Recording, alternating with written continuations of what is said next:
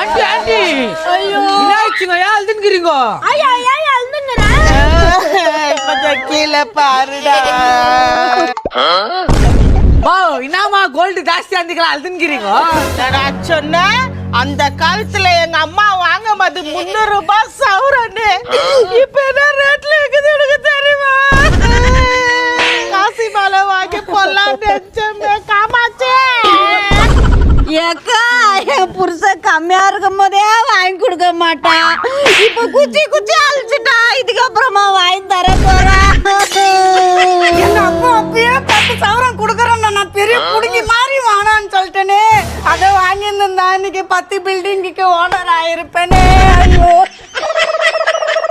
ஐயோ சீசன்ல கவரிங் வாங்கி மேங்காமணிக்குமே சுத்தி இந்த கோல்டு வாங்கி இருக்குதுன்னு.